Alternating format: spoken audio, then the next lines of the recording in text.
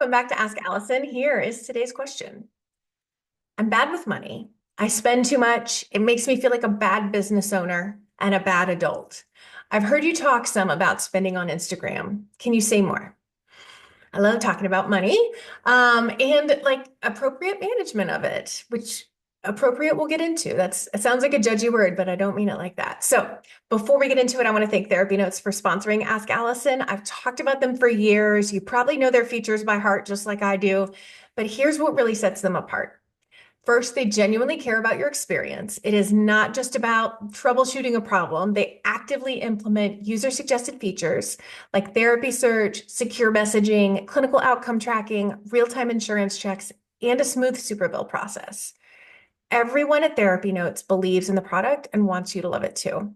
Plus, they're independently owned, which means no venture capital and no pressure to prioritize investors over customers. This independence allows them to keep prices fair, to focus on innovation, and to prioritize customer experience.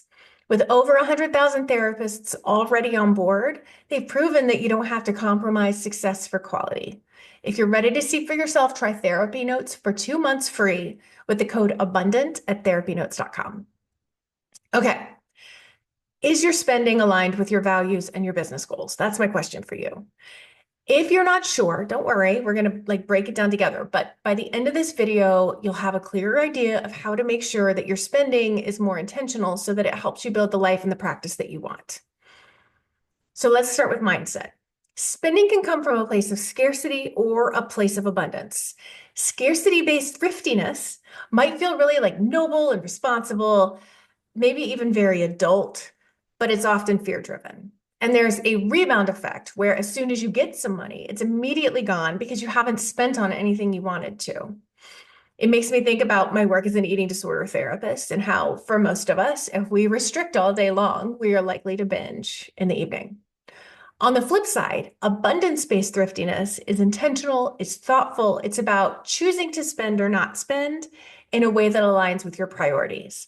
And I always think about my friend Allison with abundant thriftiness. I'm not talking about myself, but she has used the same travel mug for 20 years. She doesn't get sucked into consumerism. She has peace about it with money, like with spending, that I really admire and I've tried to model more of. The same is true for generosity. There is scarcity-based generosity, which often leads to poor boundaries or martyrdom, whereas abundance-based generosity is responsible, it's intentional, it comes with a lot of healthy boundaries. So the key to moving from scarcity to abundance is values and intentionality. So I want you to take a moment to reflect. What are your priorities in life and business? Maybe even write them down, not if you're driving, but come back to this. What are your priorities in life and business?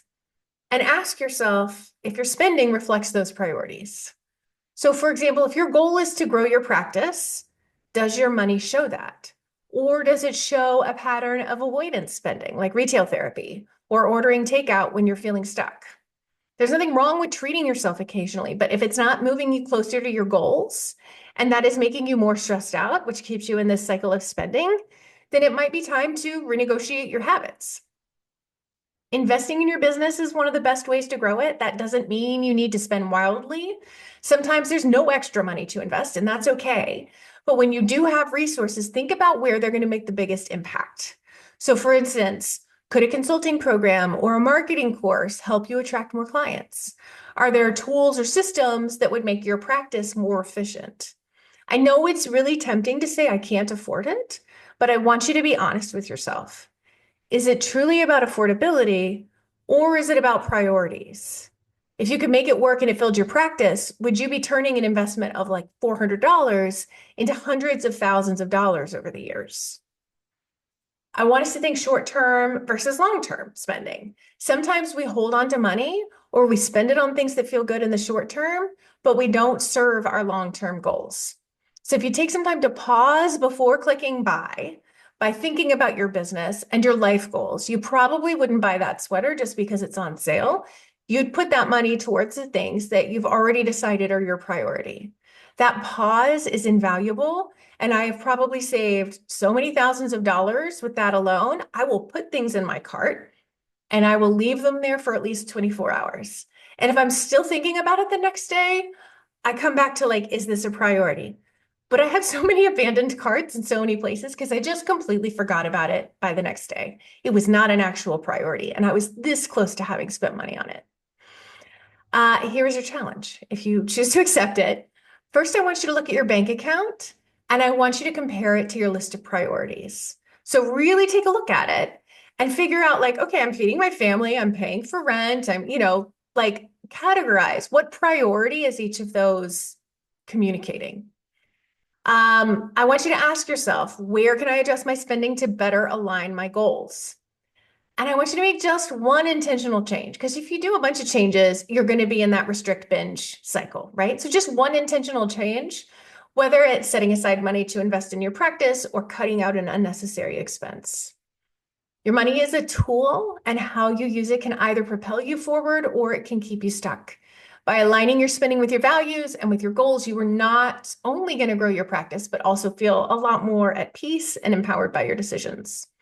If you want to dig deeper into this, I've got a free resource with a list of my favorite therapist financial resources. You can DM me the word sheets to get that and all of our other previous free worksheets.